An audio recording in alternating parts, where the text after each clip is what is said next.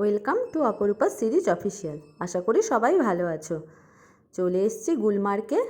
রাস্তা দেখেই বুঝতে পারছো চারদিকে বরফে ঢাকা আমাদের সুন্দর কাশ্মীরের সুন্দর গুলমার্গ। তো খুবই ঠান্ডা ঠান্ডা ওয়েদার। এটা মার্চ মাসে এরকম চারদিকে বরফে ঢেকে থাকে, স্নোফলও হয়। তো আমরা স্নোফল পাইনি, মানে পুরো লাইভ স্নোফল পাইনি, কিন্তু বরফে পুরো চারদিক ঢাকা ছিল। যত ওপর দিকে যাচ্ছি তত ঠান্ডা বাড়ছে আর তত বরফ বাড়ছে। বেশ মানে অন্যরকম একটা ফিলিং আর কি।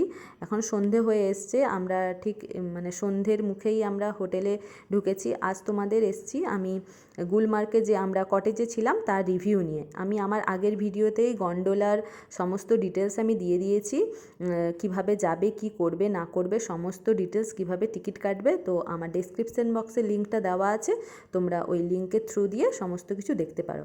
এবারে আমরা চলে যাচ্ছি গুলমার্গের কটেজে। আমরা সমস্ত হোটেল, কটেজ সমস্ত কিছু বুক করেছি জেকেডিটিসির থেকে। আমার আগের ভিডিও থেকে সমস্ত ডিটেলস তোমরা পেয়ে যাবে। আমি এখন দেখাবো শুধুমাত্র গুলমার্গের কটেজটা কীরকম ছিল সেটাই। তো তোমরা সাথে থেকেও স্কিপ না করে পুরো ভিডিওটা দেখো। আমরা গুলমার্গে পৌঁছে গেছি। এই জায়গাটা সবারই চেনা। এখানে আই লাভ গুলমার্গের বিশাল বড় একটা হোর্ডিং লাগানো রয়েছে, সেখানে প্রচুর ফটোশ্যুট চলে। তো আমরা সেই আইকনিক জায়গাটাতে পৌঁছে গেছি। এখানে এসে আমাদের গাড়ি একটু থেমেছিল, ভেবেছিল ওরা যাবে না যেহেতু রাস্তাঘাট প্রচুর স্লিপারি। এই হচ্ছে সেই ট্যাগ।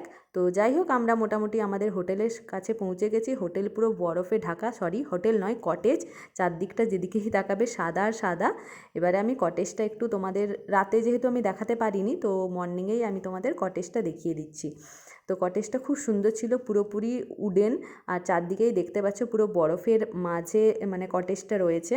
তো আমাদের খুবই ভালো লেগেছে। যথেষ্ট বড় কটেজ, আর একটা কটেজে দুটো করে রুম ছিল, মানে টুইন শেয়ারিং কটেজ।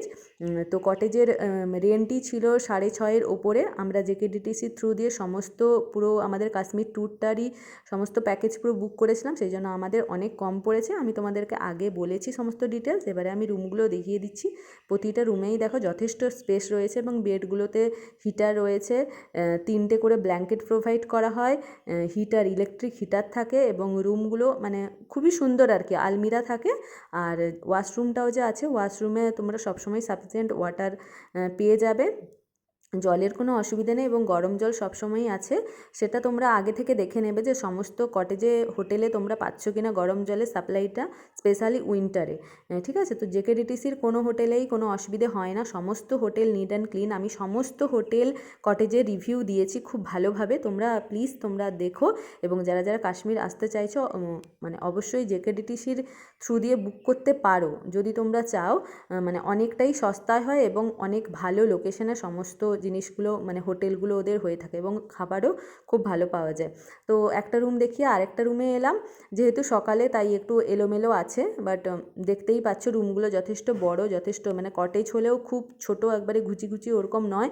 বড় বড় পুরো উইন্ডো রয়েছে, উইন্ডোর বাইরে পুরো বরফ দেখতেই পাচ্ছ। লাইট জ্বলছে না, কিন্তু তাতেও পুরো ভালোভাবেই চারদিকটা দেখা যাচ্ছে। আর দেখো এই হচ্ছে সেই ডাইনিং স্পেস। ওই স্পেসের মধ্যে একটা আগুনের ব্যবস্থা রয়েছে, কেননা এতই ঠান্ডা পড়ে।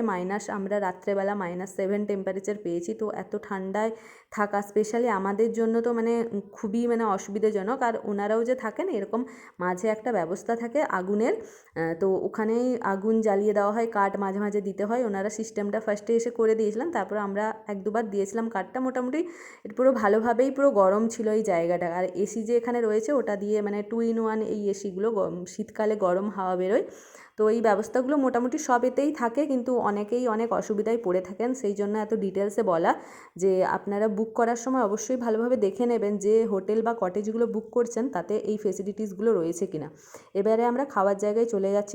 রাত্রে আমাদের কটেজেই নিয়ে খাবার খেয়েছি, কিন্তু সকালে যখন ব্রেকফাস্ট আমরা করব, এখানে কমপ্লিমেন্টেড ব্রেকফাস্ট আগে থেকে বলে দিলে সমস্ত রকমের ব্রেকফাস্ট আপনারা আপনাদের পছন্দ মতো পেয়ে যাবেন।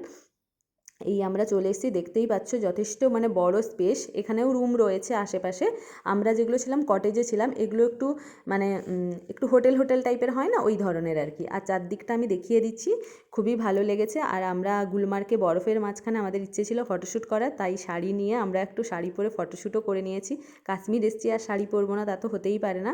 যাই হোক, আমাদের খুবই ভালো কেটেছে। আর গন্ডোলা রাইডস এরপরেই আমরা গেছিলাম, সেখানকার ডিটেলসও তোমরা আমার পেজ থেকে পেয়ে যাবে। Thank you so much. সবাই ভালো থেকো, কাশ্মীর ঘোরো।